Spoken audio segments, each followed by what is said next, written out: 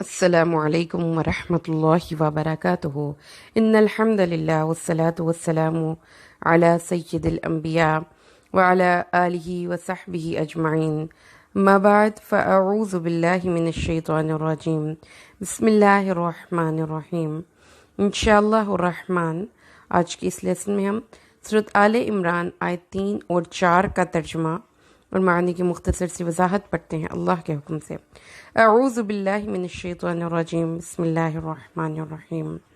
نزلہ اس نے اتاری، علیک الکتاب آپ پر کتاب، بالحق کی حق کے ساتھ، مصدقا لما بین یدیہ وہ تصدیق کرنے والی ہے اس کی جو آگے ہے، وانزل التوراۃ والانجیل اور اسی نے اتاری تورات اور انجیل بھی، من قبل اس سے پہلے، ہدی للناس لوگوں کی ہدایت کے لیے، وانزل الفرقان اور اس نے اتارا فرقان فرق کرنے والی چیز، ان الذین بے شک وہ لوگ جو کافروا جنہوں نے کفر کیا، بآیات اللہ اللہ کی نشانیوں کے ساتھ، لہم ان کے لیے ہے عذاب شدید سخت عذاب، واللہ اور اللہ عزیز بہت زبردست ہے، ذو انتقام انتقام لینے والا۔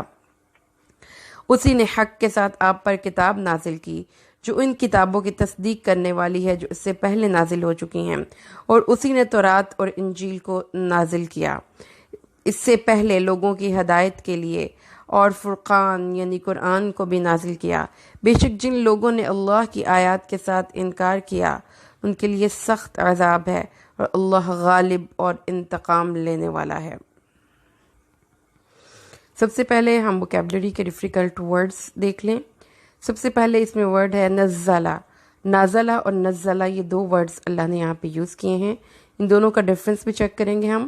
نازلہ بلندی سے نیچے کی طرف آنا، چنانچہ قرآن کریم میں نزول عروج کے مقابل میں آیا ہے، یعنی عروج بلندی اور نزول نیچے۔ نزل منزل کو کہتے ہیں۔ ویسے اور نیز جن چیزوں سے مہمان کی تواضع کی جائے اس کے معنی برکت اور عطا کے بھی ہیں۔ نزل کھیتی کے بھرنے پھرنے پھولنے کو بھی کہتے ہیں، اور نزل وہ بارش کو بھی کہتے ہیں جو آسمان سے نیچے کی طرف آتی ہے۔ نزلہ مطلب وہ چیز جو اوپر سے نیچے کی طرف آتی ہے۔ منزل وہ جہاں پر کوئی چیز اترتی ہے۔ انزلہ اور نزلہ میں عام طور پر یہ فرق ہے کہ تنزیل نزلہ یعنی آہستہ آہستہ اتارنے کو کہتے ہیں، اور انزال میں یہ شرط نہیں ہے۔ نزلہ من السماء ماء، آسمان بادلوں سے پانی ایک دم نیچے نہیں گر پڑتا، آہستہ آہستہ بارش کی شکل میں برستا ہے۔ اور تنزیل کے معنی یہ بھی ہیں کہ وہ چیز آہستہ آہستہ آئی اور اس چیز کو ترتیب کے ساتھ اس کے مقام پر رکھا گیا۔ لیکن قرآن مجید میں یہ معنی اوپر سے نیچے اتارنے کے ہی نہیں ہیں، بلکہ اس کے معنی عطا کے بھی ہیں۔ وَأَنزَلْنَا الْحَدِيدَ یعنی ہم نے لوہا عطا کیا، زمین سے مختلف چیزیں برآمد ہوئیں۔ تو یہ لفظ جو ہے یہ اپنی وسعت میں ساری چیزوں کو کور کرتا ہے۔ مطلب یہ ہے کہ جو چیزیں اللہ تبارک و تعالیٰ نے آسمان سے اپنی رحمت نازل کی، قرآن پاک کو تنزیل کیا یعنی کہ آہستہ آہستہ اتارا۔ ہمیں پتہ ہے 23 سال 24 تقریباً یہ 23 سال کے عرصے میں یہ قرآن پاک اللہ کے نبی پر مختلف اوقات پر نازل ہوتا رہا، اور اس کے بعد تنزیل کی ایک اور مطلب یہ بھی ہے کہ ترتیب اور اس کے مقام پر رکھا۔ تو اللہ تعالیٰ نے فرمایا ہے اللہ نے اتاری، نزلہ اتاری، الکتاب کتاب، بالحق کی حق کے معنی ہے کسی چیز کا اس طرح موجود واقعہ اور ثابت ہو جانا کہ اس کے ثابت ہونے سے، اس واقعے کے ثابت ہونے سے انکار نہ کیا جائے، یعنی کوئی چیز آپ کے سامنے کانکریٹ فارم میں، اسٹیبلشڈ فارم میں آ جائے۔ یعنی اس کے معنی اس میں اس کی بنیادی معنوں میں اس کی صحت، استحکام اور ثبات شامل ہے، یعنی پریزنٹ ہو، ہیپن ہو، اور اس طریقے سے ہو کہ اس کو ڈینائی نہ کیا جا سکے۔ Basic meaning includes health, stability and establishment. حق اسٹیبل بھی ہوتا ہے، حق صحت مند بھی ہوتا ہے، حق ثبات، اس میں ثبات بھی ہوتا ہے۔ تو اس کا مطلب یہ ہوا کہ جیسے عربی میں اس کی انہوں نے اگزامپل دی ہے، رما فاحکر رمیہ، یعنی اس نے تیر اس طرح سے چلایا کہ ساتھ ہی جانور مر گیا، لہٰذا یہ بات اب ثبوت تک پہنچ گئی کہ تیر ٹھیک نشانے پر لگا تھا۔ یعنی یہ بات محض اسپیکولیشن نہیں ہے، قیاس نہیں ہے کہ تیر نشانے پر لگا ہے یا نہیں، مرے ہوئے شکار نے یہ ثابت کر دیا کہ تیر نشانے پر لگا تھا۔ تو اس کا جو پہلا مطلب ہے وہ یہ ہے حق، کوئی چیز جو ٹھوس ہو، جو حقیقت ہو، جو سامنے آ کر کھڑی ہو جائے۔ اسی طریقے سے حق کا دوسرا معنی یہ ہے، مطلب کوئی چیز کیسے حق ہوگی، کوئی چیز کیسے ٹھوس ہوگی، کوئی چیز کیسے تعمیر ایک سامنے آ کے کھڑی ہوگی جب اس کو تک پہنچنے کے لیے جو آپ کی ایفرٹس ہیں وہ کنسٹرکٹیو ہوں۔ جب آپ کی ایفرٹس کنسٹرکٹیو ہوں گی تو اسی صورت میں کوئی چیز ٹھوس واقعے کی صورت میں تبدیل ہو سکتی ہے۔ لہذا حق اعمال کے محکم اور تعمیری نتائج کو کہتے ہیں، اور تحقیق کے معنی یہ ہے کہ کپڑے کو انتہائی مضبوط کر کے بنایا جائے۔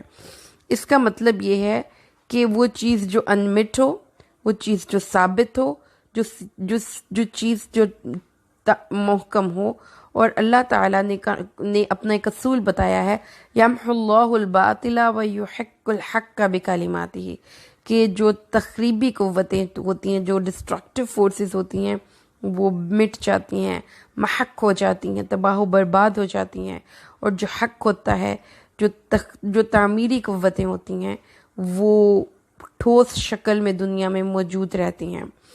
تو اس کے علاوہ کوئی چیز کسی صورت میں ٹھوس شکل میں اسٹیبلٹی اس کو کیوں ہوگی؟ نمبر 1 تو یہ ہے نا کہ کوئی چیز اپنے اصل ہونے سے نظر آ جائے، اپنے شواہد سے نظر آ جائے، مطلب آپ کی قیاس کرین نہ ہو، کوئی چیز جو ٹھوس ہو، پھر اس کے بعد وہ ایفرٹس جو کہ کسی چیز کو ٹھوس مقصد تک پہنچانے میں ہیلپ فل ہو، یعنی آپ کی پازیٹیو فورسز۔ اب تیسری جو اس میں ایک اور امپلیمنٹیشن ہے، کہہ لیں کہ اور شرط ہے حق کسی چیز کے ٹھوس ہونے میں، وہ یہ ہے کہ وہ چیز جو زمانے کے تقاضوں کا ساتھ دے سکے، اپنی جگہ پر فٹ ہو، اور بدلتے ہوئے حالات سے بھی موافق رہے۔ لہٰذا حق کے تیسرے معنی ہو گئے علم، عقل، عدل، انصاف اور حالات کے عین مطابق ہونا، یعنی چیزوں کا اپنے حساب سے اب مکمل طور پر قائم ہونا۔ تو حق کی کیفیت یہ ہے کہ وہ جو حکمت سے تمام چیزوں کو ایجاد کرے۔ اس سے مطلب یہ ہو گیا، اب ہمیں سمجھ میں آ گئی اللہ تعالیٰ نے کتنا ٹھوس ورڈ یہاں پہ یوز کیا ہے، کہ اللہ تعالیٰ نے ایک واضح طور پر سچی چیز نازل کی جو کہ اپنی ٹھوس دلائل کے ساتھ نہ صرف یہ کہ وہ اس بات رکھے گی، بلکہ وہ حالات کے بدلتے ہوئے تقاضوں کے مطابق ایڈجسٹ کرنے کی صلاحیت بھی رکھتی ہے۔ اور اللہ تعالیٰ نے تصدیق کرنے والی بنائی وہ کتاب اس سے پہلے، اور تورات اور انجیل کو بھی۔ اب دیکھیے پہلے اس میں نزلہ اور انزلہ دونوں ورڈ آ گئے ہیں، جو ہم نے ڈکشنری میں پڑھا ہے۔ نزلہ کا مطلب ہے تعلیم، تنزیل، تعلیم، علم، اور نزل مطلب تعلیم اور تنزیل دونوں سیم روٹ میں باتیں ہوتی ہیں۔ تعلیم مطلب وہی کہ اپنے پورے سلیبس کو ڈیوائڈ کیا اور تھوڑا تھوڑا کر کے پڑھایا۔ اسی طریقے سے تنزیل تھوڑا تھوڑا کر کے نازل کیا، اور اللہ نے حق کے ساتھ کتاب کو نازل کیا، یعنی کہ کنکریٹ فارم میں کتاب نازل ہوئی۔ اس سے اگلی آیت میں اللہ تعالیٰ نے ایک ورڈ یوز کیا ہے، وہ انزل الفرقان، اور اس کتاب کے ساتھ اللہ تبارک و تعالیٰ نے فرقان کو بھی نازل کیا۔ الفرق، سر کی مانگ، جس سے دونوں طرف کے بال ایک دوسرے سے الگ ہو جاتے ہیں، یہ ہے اس کے بنیادی معنی۔ اس کا مطلب اس مادے کی بنیادی معنی ایک چیز کو دوسری چیز سے جدا کرنا اور الگ کر دینا ہے۔ اور الفرقان باوزن فعلان، مطلب باوزن، جیسے ہم نے رحمان کی مثال سے پڑھا تھا، تو اس کا مطلب یہ ہے کہ وہ جماعت فرقان قرآن مجید کو اس لیے کہا گیا ہے کہ یہ فرق نہیں کرتا، یہ بہت ابنڈنس ہے، اس میں بہت وسعت ہے، بہت جامعیت ہے، یہ ہر غلط اور ہر صحیح راستے کو بالکل واضح کر کے ہمیں بتا دیتا ہے۔ اور اس لیے کہ یہ وہ پیمانہ ہے جس سے ہر چیز ماپی جاتی ہے، یعنی اللہ تعالیٰ نے کہا ہے کہ قرآن پاک ایک ایسا پیمانہ ہے کہ یہ نہیں ہم کہہ سکتے کہ اس میں یہ غلط ہے اور یہ درست ہے، بلکہ قرآن پاک ایک سٹینڈرڈ ہے، جو قرآن کے مطابق نہیں وہ ہے ہی غلط۔ مطلب جیسے آپ کہہ لیں کہ 2 کا ایک ٹیبل ہے، تو جو ٹیبلز ہیں ہم ٹیبلز پہ کی صحت پہ تو کبھی بھی جو ہے کویسچن نہیں اٹھاتے، ہم اپنی کریکشن کرتے ہیں کہ نہیں میرا جواب ٹیبل سے بالکل ہٹ کے ہے تو مجھے اپنی دوبارہ سے لرن کرنا ہے اپنا یہ میتھس، کیونکہ میرا ٹیبل نہیں صحیح جا رہا۔ اسی طریقے سے قرآن پاک صحیح اور غلط کا ایک ٹیبل ہے، پیمانہ ہے، معیار ہے، کیونکہ سن لیجئے انسانوں کو جس نے بنایا وہی حق رکھتا ہے کہ انسانوں کے اندر صحیح اور غلط کا ایک ٹیبل، ایک معیار مقرر کر دے۔ تو اللہ تبارک و تعالیٰ نے یہاں پہ فرمایا کہ قرآن پاک کیا ہے؟ فرقان ہے۔ اللہ نے ہدایت نازل کی اور اللہ نے فرقان نازل کیا۔ اور ہدایت کس کو کہتے ہیں؟ ہدن کے بنیادی معنی ہے نمایاں اور روشن ہونا، آگے آگے ہونا، دوسروں کے آگے آگے چلنا۔ چنانچہ روشن ہونے کی وجہ سے دن کو ہدن کہا جاتا ہے۔ اور ہادیہ اس ابری ہوئی چٹان کو کہتے ہیں جو پانی میں دور سے نظر آ جائے۔ تو اس کا مطلب یہ ہے، اس کے معنی دو ہیں، ہدایت راستہ بتانے کے لیے آگے بڑھ جانا، اور ان کو ہدیہ یا تحفہ بھیجنا۔ ہادن جو اصل میں ہادیون تھا، ہر اس چیز کے اگلے حصے کو کہتے ہیں کیونکہ وہ حصہ دور سے پہلے نظر آ جاتا ہے، اس لیے جانور کی گردن پر الہادی کا اطلاق کیا جاتا ہے کہ وہ باقی بدن سے آگے ہوتی ہے۔ اس اعتبار سے ہدن اور ہدی اس جانور کو کہتے تھے جو حج کے موقع پر بیت اللہ میں ذبح کرنے کے لیے لے جایا جاتے تھے۔